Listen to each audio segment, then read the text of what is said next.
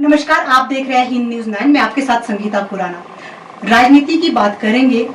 राजनीति की गलियारों से उठ के आए हैं एक ऐसे क्षेत्र में जुगलकोट खाई गई, जहां हमारे साथ मौजूद है अभी भारतीय जनता पार्टी के पहले हमारे सांसद रहे शिमला से, अभी भी सांसद है और अभी भारतीय जनता पार्टी ने दूसरी बार उनको ही चुनौती के तौर पे एक मौका दिया है। हमारे साथ सुरेश कश्यप जी हैं। आज देखते हैं उनका राजनीति की गलियारों में आजकल चर्चाओं में है, उनकी किस तरीके से आजकल व्यूज आ रहे हैं और उनकी कन्वेंसिंग किस तरीके से चल रही है और उनकी रणनीतियां क्या है। सर, आपका स्वागत और अभिनंदन है हिंदी न्यूज में। Thank you very much. Sir, आप एयरफोर्स से आते हैं, एयरफोर्स से लेकर राजनीति तक आपका सफर कैसा रहा है? देखिए, मेरा एयरफोर्स के बाद राजनीति में आना एक संयोग है। 16.5 वर्ष इंडियन एयरफोर्स में रहा हूं और इंडियन एयरफोर्स में देश के कोने कोने में सेवा करने का मुझे अवसर मिला। मैं 1988 से 2004 तक एयरफोर्स में रहा हूं और 2005 के बाद समझो मेरा राजनीतिक करियर शुरू हुआ। 2004 में एयरफोर्स छोड़ने के बाद 2005 में मैं बीडीसी मेंबर बना और वहीं से राजनीतिक करियर की शुरुआत हुई। 2007 में पार्टी ने मुझे पहली बार टिकट दिया और पहली बार प्रत्याशी बनाया पच्छाद विधानसभा क्षेत्र से। थोड़े से वोटों से मैं पिछड़ गया और विधायक नहीं बन पाया। 2005 से 2010 तक मैं बीडीसी मेंबर रहा। 2012 में पहली बार विधायक बना और उसके बाद 2017 में दूसरी बार, 2019 में सांसद बना।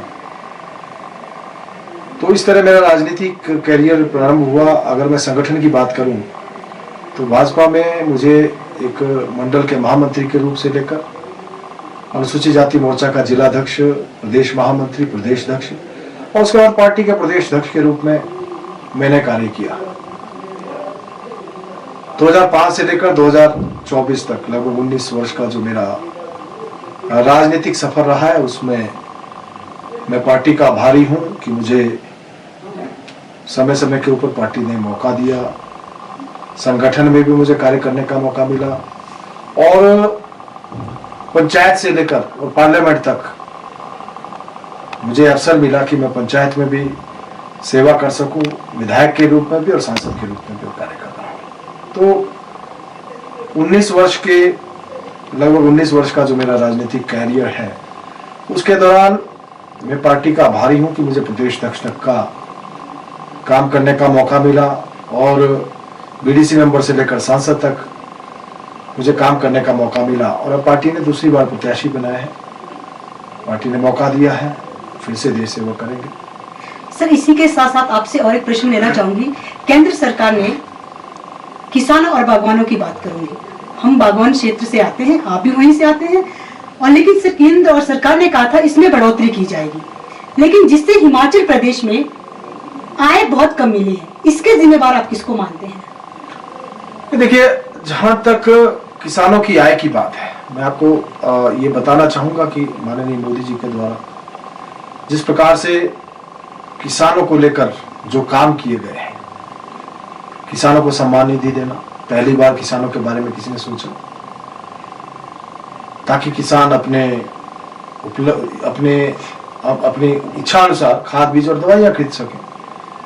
इससे पहले क्या होता था, जो हम खाद की बात करें, बीज की बात करें या पेस्टिसाइड की बात करें, केवल उन्हीं लोगों को उसका लाभ मिलता था जिनकी कहीं सांठगांठ होती थी। लेकिन मोदी जी ने किसान सम्मान निधि की शुरुआत करके देश के 10 करोड़ 80 लाख किसानों को प्रति वर्ष 6,000 रुपए देने का वादा नहीं किया, उनके खातों में भी डाला और बिना किसी भ्रष्टाचार के डाला। तो वो समय भी था जब कांग्रेस का समय था। राजीव गांधी जी इस देश के प्रधानमंत्री स्वयं कहते थे, उन्होंने एक बार कहा कि मैं ऊपर से 1 रुपया भेजता हूं, जब तक लाभार्थी तक पहुंचता तो 15 पैसे बचता है, 85 पैसे रास्ते में गायब रहता था।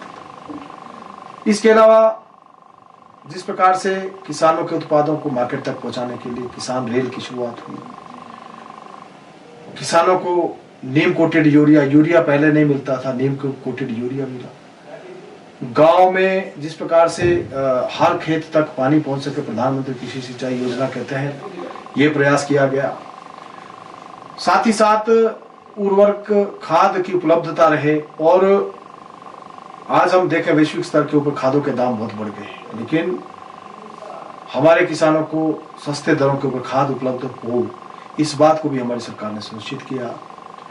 किसान बागवान भूमि की जो कौन सी भूमि में कौन सी खेती हो सकती है, उससे रिलेटेड जो सॉइल टेस्टिंग उसको हमारी सरकार ने कराने का प्रयास किया। और इसके साथ साथ मोबाइल टेस्टिंग वैन्स भी जो है प्रदेश में भी भेजी और देश में भी भेजी। तो अनेक कदम जो है केंद्र सरकार के द्वारा उठाए गए हैं। और अभी पिछला वर्ष तो विशेष रूप से माननीय मोदी जी ने मिलेट्स वर्ष घोषित करवाया, जब इंटरनेशनल मिलेट्स ईयर जो है पिछला वर्ष रहा, ताकि जो मोटे अनाज हैं जिनका उपयोग पहले बहुत मात्रा में होता था और हमारे देश में जिनका उत्पादन बहुत होता था, उनको बढ़ावा दे सकें, उनका फायदा, क्योंकि वो स्वास्थ्य की दृष्टि से भी बेहतर हैं और ये हमारे देश में उत्पादन की दृष्टि से भी बेहतर है, तो इनको भी बढ़ावा देने का प्रयास किया गया। कुल मिलाकर जो है कृषि को बढ़ावा देने के लिए और किसानों की आय को बढ़ावा देने के लिए केंद्र की सरकार के द्वारा भरसक प्रयास किए गए हैं और हमारे किसानों को उसका लाभ भी मिला है। ईरान का सेब गैर कानूनी तरीके से और चाइना का सेब नेपाल के रास्ते में भारत में आ रहा है, और जबकि हमारा हिमाचल प्रदेश का सेब कोल्ड स्टोर और सी स्टोर में ही रह रहा है और वो उसका दाम बिल्कुल भी नहीं मिल रहा है मार्केट में। क्या आपने भारत सरकार के सामने ये मुद्दा उठाया है? कि जहां तक ईरान और चीन के सेब की बात है, मैंने संसद में इस बात को उठाया और आज हम इस बात को दावे के साथ कह सकते हैं कि चीन का एक भी दाना सेब का नहीं आ रहा है। लेकिन जहां तक ईरान के सेब की बात है, अफगानिस्तान के माध्यम से वो हिंदुस्तान में पहुंच रहा है, ऐसे कुछ मामले ध्यान में आए हैं। और मैंने पिछले दिनों जो हमारे केंद्रीय मंत्री हैं पीयूष गोयल जी, उनसे भी बात इस विषय में की थी। साथ ही अब सांसद बनेंगे, दोबारा से इस बात को केंद्र सरकार के समक्ष रखेंगे, ताकि विशेष रूप से जहां मैं आज बैठा हूं इस क्षेत्र में, जो जिला शिमला का हमारा सेब बहुल एरिया है, वहां के बागवानों को किसी प्रकार की हानि ना हो। ये बात मेरे ध्यान में भी आई है कि आज जो कोल्ड स्टोरेज का सेब है उसकी बनिस्बत जो सेब बाहर से आ रहा है उसको अच्छे दाम मिल रहे हैं, लेकिन हम सुनिश्चित करेंगे कि बागवानों का कोई नुकसान ना हो। हमने ये भी तय किया कि आने वाले समय में जो जिस प्रकार से फसल बीमा योजना का लाभ बागवान किसानों को मिलता है, बागवानी को भी जो है विशेष रूप से सेब को जो फसल बीमा के योजना के तहत जोड़ा जाए, ताकि हमारे किसानों को फायदा मिल सके। पहले गैस सिलेंडर के दाम भाजपा सरकार में बढ़ाए जाते हैं और जैसे ही चुनाव आता है वैसे ही वो दाम कम किए जाते हैं। ऐसी कौन सी अर्थ नीति या आय नीति भाजपा के पास है? देखिए, गैस जो है हमारे देश में बाहर से आयात होती है। हम गैस की बात कर लें, पेट्रोल डीजल की बात कर लें, जब वैश्विक स्तर के ऊपर दाम बढ़ते हैं तो दाम बढ़ जाते हैं, हिंदुस्तान में भी बढ़ जाते हैं। और जैसे ही वैश्विक स्तर के ऊपर दाम घट जाते हैं तो हमारे देश में भी घट जाते हैं। तो ये एक ऐसी प्रक्रिया है कि उसमें कोई केंद्र सरकार के हाथ में नहीं है। जब दाम घटे हैं अंतर्राष्ट्रीय बाजार में तो हमारे देश में भी घट गए, जब बढ़ जाते हैं तो वहां भी बढ़ते रहे। कोई हमारी सरकार के समय नहीं हुआ, यूपीए के समय में भी ऐसा ही होता था, कोई भाजपा के समय में ही नहीं हो रहा है। ऐसे ही दाम जो है उस समय भी थे, 1200-1100 रुपए का सिलेंडर यूपीए के टाइम में भी मिलता था। तो ये जो है निरंतर जैसा प्रक्रिया है, जो कि वैश्विक स्तर के ऊपर जब उतार चढ़ाव आता है तो हमारे देश में भी। हिमाचल प्रदेश में 60,000 का आपदा में नुकसान हुआ है। सुरेश कश्यप जी के ऊपर आरोप लगाया जाता है कि 60,000 करोड़ का जो नुकसान हुआ है, तो सुरेश कश्यप जी पे आरोप लगाया गया है कि आपदा के टाइम में वो कहाँ थे, क्या उन्होंने स्पेशल पैकेज के लिए केंद्र सरकार से डिमांड किया है? देखिए, जहां तक आपदा की बात है, बड़ी हंसी आती है कांग्रेस के मित्रों की बात को सुनकर। केंद्र सरकार ने लगभग 1800 करोड़ रुपया एनडीआरएफ के तहत हिमाचल प्रदेश को दिया, 11,000 मकान दिए, लगभग 1 लाख करोड़ की सड़कों के लिए नितिन गडकरी जी ने घोषणा की, 2643 करोड़ रुपया PMGSY 3 में हमको हिमाचल प्रदेश में मिला, जिसमें जो क्षतिग्रस्त सड़कें थी, पुल थे, उनका रेस्टोरेशन के लिए पैसा मिला। ये पैसा क्या ऐसे ही आ गया? और मैं एक चीज और आपको बताना चाहता हूं और पूछना चाहता हूं कांग्रेस के नेताओं से कि जब आपदा आई थी, कौन सा बड़ा लीडर इनका हिमाचल प्रदेश में आया? कहां थे राहुल गांधी, कहां थी प्रियंका गांधी, कहां थे इनके दूसरे राष्ट्रीय अध्यक्ष और दूसरे नेता? हमारे राष्ट्रीय अध्यक्ष यहाँ पर आए, हमारे केंद्रीय मंत्री अनुराग ठाकुर जी यहाँ पर आए, हमारे नितिन गडकरी जी स्वयं यहाँ पर आए। भारतीय जनता पार्टी का समस्त नेतृत्व जो है घर घर तक घूमा। मैं स्वयं 17 के 17 विधानसभा क्षेत्रों में गया और हमने सभी जिन लोगों को भी नुकसान हुआ था उसका जायजा भी लिया और प्रदेश सरकार को अवगत भी कराया। लेकिन इन्होंने क्या किया? इन्होंने तो आपदा को अवसर में बना दिया। जो पैसा केंद्र सरकार ने दिया, जो मकान केंद्र सरकार ने दिए, इन्होंने तो चुन चुन कर अपने लोगों को दिए। आम गरीब को क्या मिला? ये तो आपदा में भी अवसर ढूंढ रहे हैं। इन्होंने अपने वर्कर्स को सारे पैसा और सारे मकान दिए। ये आज हमारे ऊपर आरोप लगाते हैं। तो जब आप एक उंगली किसी के ऊपर उठाते तो 3 उंगली आपकी वो होती है। इसलिए कांग्रेस पार्टी को झूठे आरोप नहीं लगाने चाहिए। ये आपदा का जो पैसा आया है, इनको उसकी बंदरबाट नहीं करनी चाहिए थे। आज हिमाचल की जनता इनसे पूछ रही है कि आपदा का लाभ सबको मिलना चाहिए था, आपदा कोई पार्टी पूछ के नहीं आई थी, तो गरीबों को इसका फायदा क्यों नहीं मिल पाया? हमारे पास तो उदाहरण है कि कांग्रेस पार्टी ने अपने परिवार के लोगों को आपदा का पैसा दिया। यहाँ तक कि एक नेता ने, एक नेत्री ने तो अपने ससुर के नाम से ही पैसा ले लिया। तो और इसका प्रमाण हमारे पास है। ऐसा करके बंदरबाट इन्होंने आपदा में की। ये जो आपदा के नाम पर अवसर ढूंढने का प्रयास करना जनता सब जानती है। आप सिरमौर क्षेत्र से आते हैं, स्थायी निवासी आप पछाड़ क्षेत्र से हैं। अगर मैं बात करूं हाटी क्षेत्र की, जिसे अभी जनजातीय घोषित किया गया, लेकिन हाई कोर्ट ने रोक लगा दी। क्या भारत सरकार जानबूझ के 6 महीने का जो टाइम दिया था, जवाब दायर नहीं कर रही है? क्या इसमें कोई साजिश है या कब तक इसका जवाब आएगा? नहीं, देखिए, मैं आपको स्पष्ट रूप से कहना चाहता हूं कि 55 साल पुरानी मांग को अगर किसी ने पूरा किया, नरेंद्र मोदी जी ने किया, अमित शाह जी ने किया। इससे पहले 55 साल 1967 में, 68 में ट्रांसगिरी जो जोनसार बाबर है उसको ट्राइबल का स्टेटस मिला था। लोकसभा में पारित करवाना, राज्यसभा में पारित करवाना, उसके बाद राष्ट्रपति से उसकी मंजूरी करवाना, और इसको लेकर प्रदेश सरकार ने जानबूझकर इसको लटकाने का काम किया। और 2 महीने तक तो जो रिपोर्ट केंद्र सरकार ने भेजी उसी को इन्होंने अटका दिया। उसके बाद बहुत सारी क्लेरिफिकेशन जो कि बेवजह थी, जिसका कुछ लेना देना नहीं था, वो भेजी। उसके बाद केंद्र सरकार ने उसका भी स्पष्टीकरण दिया। लेकिन आज ये मामला कोर्ट में चला गया, इसलिए बहुत ज्यादा इसके ऊपर मैं टिप्पणी नहीं कर सकता। लेकिन इतना अवश्य कहना चाहूंगा कि जो हाटी की मांग थी, उस मांग को भारतीय जनता पार्टी ने पूरा किया, नरेंद्र मोदी जी ने, अमित शाह जी ने पूरा किया। और साथ ही साथ जो ट्रांसगिरी एरिया के जो अनुसूचित जाति वर्ग के लोग थे, जो एसटी में नहीं आना चाहते थे, उनको इससे एक्सक्लूड किया। लेकिन कांग्रेस पार्टी जो है राजनीति करने का प्रयास कर रही है। कांग्रेस पार्टी ने राजनीति इसके ऊपर की। जो लोग पहले कहते थे कि अगर हाटी के लिए जान भी देनी पड़ेगी, वो भी हम देने के लिए तैयार हैं, लेकिन बाद में उसी को अटकाने का प्रयास किया और लोगों को भड़काने का प्रयास किया। अनुसूचित जाति वर्ग को भी भड़काने का इन्होंने काम किया। अनुसूचित वर्ग के जिन्होंने ये आग्रह किया था, मुझसे स्पेशली ये कहा था कि हम लोग नहीं बनना चाहते एसटी, तो हमने उसको एक्सक्लूड करवाया। लेकिन कांग्रेस पार्टी इसके ऊपर राजनीति कर रही और राजनीति करने का प्रयास कर रही। कदावर नेता 6 बार सांसद रहे हैं, केडी सुल्तान जी, उनके सुपुत्र आपके साथ इलेक्शन लड़ रहे हैं। आप कितनी चुनौती मानते हैं? देखिए, मैं इसमें यही कहना चाहूंगा कि केडी सुल्तानपुरी जी 6 बार सांसद रहे। हमने कभी मौका नहीं मिला कि उनसे हम मिल पाए, उनको देख पाए।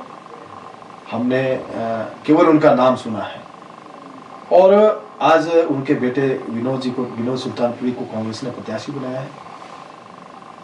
आज जिस प्रकार का माहौल बना है देश भर में, आज हर कोई जो है नरेंद्र मोदी को फिर से प्रधानमंत्री देखना चाहता है। और उस दृष्टि से हिमाचल में भी 4 की 4 सीटें भाजपा जीतने वाली है और 400 पार का जो लक्ष्य है वो लक्ष्य भी प्राप्त करने वाले हैं। उसमें शिमला की सीट भी आती है। चौथी बार भारतीय जनता पार्टी इस सीट को जीतेगी। जो प्रदेश की जनता है, आज कांग्रेस पार्टी 16 महीने की जो सरकार कांग्रेस पार्टी की, उससे जनता का मोह भंग हो गया है और ये तय है कि एक प्रचंड जीत जो भारतीय जनता पार्टी की 4 की 4 सीटों में होने वाली है। सुरेश कश्यप जी पे आरोप लगाया जाता है कि उन्होंने अपनी नीति सब चुनिंदा पंचायतों की दी है। कितना जायज आप इसको मानते हैं और क्या आपने चुनिंदा ही पंचायत चुनी है?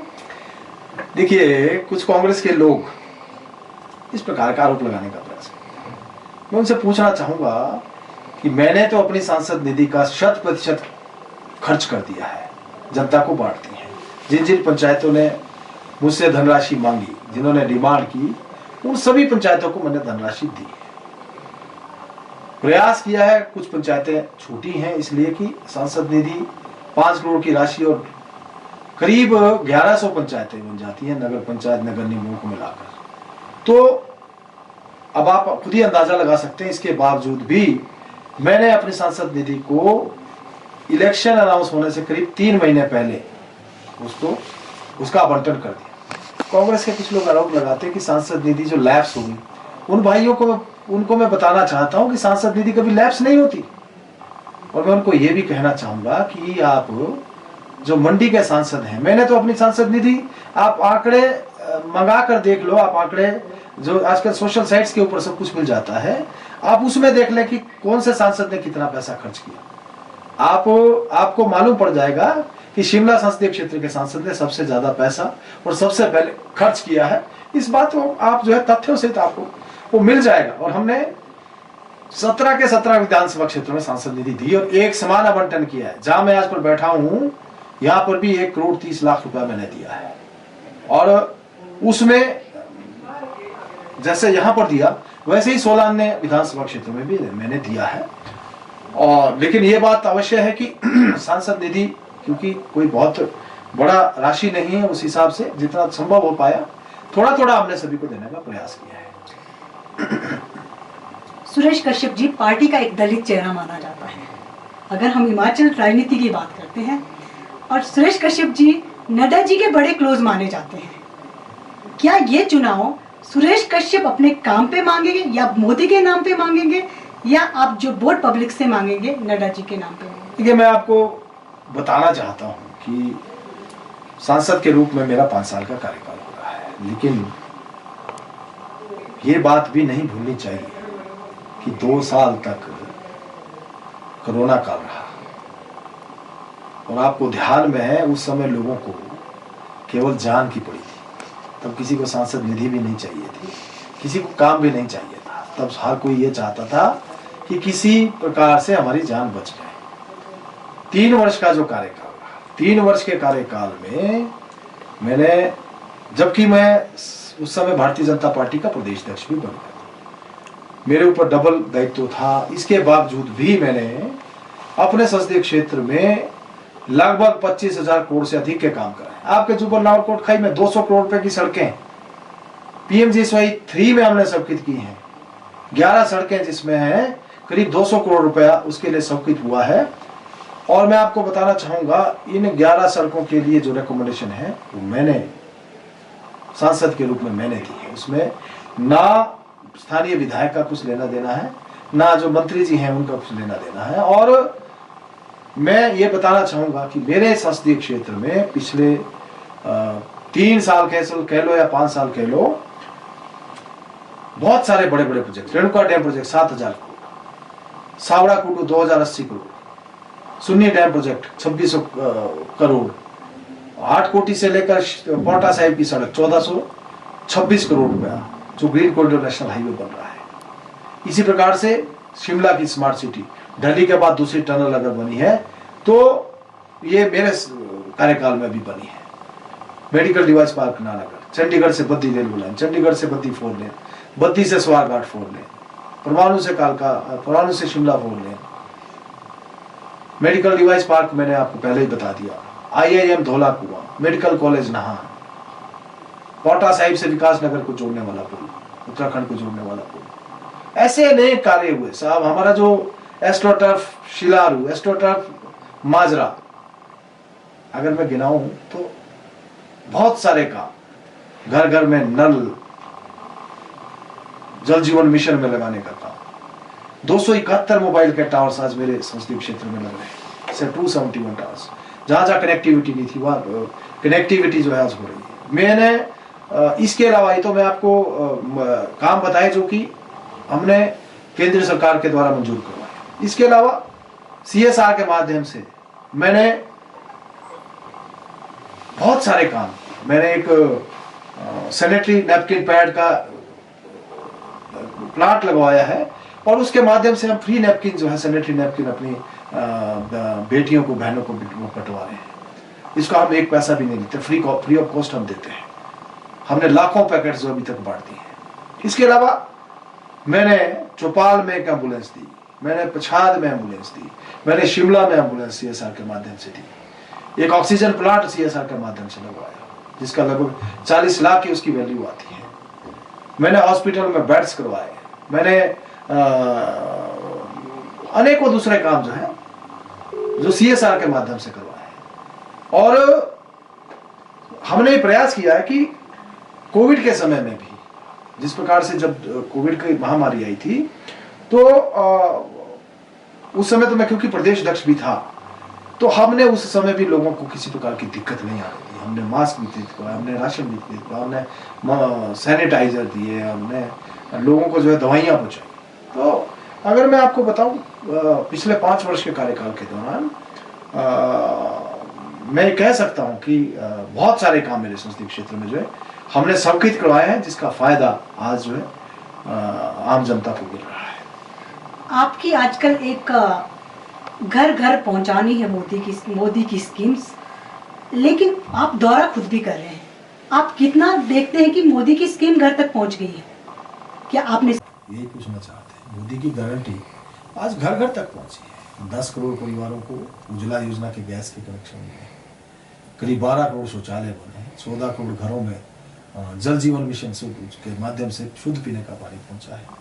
जहां घर में बिजली नहीं थी उन घरों में बिजली पहुंचाएगी। 11 करोड़ 80 लाख किसानों को किसान सम्मान निधि मिली है। 11 करोड़ परिवारों को मुफ्त में राशन कब से मिल रहा है? मार्च 2020 से लेकर कब तक? दिसंबर 2028 तक मिलेगा। 10 करोड़ परिवारों को आयुष्मान भारत योजना में जोड़ा गया है। और अब तो जो घोषणा पत्र भाजपा का है उसमें तो 70 वर्ष के ऊपर के सभी परिवारों को जो है, 70 वर्ष के ऊपर के आयु के सभी लोगों को आयुष्मान भारत योजना के तहत जोड़ने की घोषणा की गई है। तो आज जिस प्रकार से माननीय मोदी जी ने काम किया, जो योजनाएं उन्होंने इस देश में शुरू की, आज घर घर तक उन योजना का लाभ मिल रहा है। और मैं आपको बताना चाहूँगा कि आज हर एक पुरुष, हर एक महिला, हर बच्चा इस बात को रिकॉग्नाइज भी करता है और हर इस बात को मानता भी है कि जब से मोदी जी आए हैं तो मोदी जी ने काम किया है। सुरेश कश्यप जी की 5 ऐसी उपलब्धियां जो आपने अभी तक की। मैंने अभी आपको गिना दी हैं जो काम मेरे अभी, जो मैंने आपको 5 नहीं, मैंने 10 से ज्यादा आपको गिना दी है। और आगे का आपका क्या विजन रहेगा? देखिए, विजन की जहाँ तक बात है, हम एक विजन डॉक्यूमेंट रिलीज करेंगे, उसमें बताएंगे कि आने वाले समय में हम क्या क्या करने वाले। लेकिन इतना मैं अवश्य कहना चाहूँगा कि महिला सशक्तिकरण के लिए और साथ ही साथ युवाओं को नशे से दूर रखने के लिए हमारा विशेष रूप से प्रयास रहेगा कि किस प्रकार से हम महिलाओं को सशक्त कर सकें और युवाओं को जो है नशे की प्रवृत्ति जो आज बढ़ रही है उससे बचाव हम कर सकें। इसके अलावा बहुत सारे अन्य विषय भी होंगे जो आखिरी अपील आपकी हमारे चैनल से क्या रहेगी? मैं तो यही अपील करना चाहूँगा कि इस बार मुझे वोट करें और हम 5 वर्ष तक, अगले 5 वर्ष आपकी सेवा करेंगे। पिछली बार भरपूर सहयोग मेरे संसदीय क्षेत्र की जनता का मिला है, इसी प्रकार का सहयोग आने वाले इस चुनाव में भी मिले ताकि हम और बेहतर ढंग से अपने संसदीय क्षेत्र के विकास को आगे बढ़ा सकें। आने वाले चुनाव के लिए आपको हार्दिक शुभकामनाएं। और हमारे साथ थे सुरेश कश्यप जी। आप देख रहे थे हिंदू 9। धन्यवाद।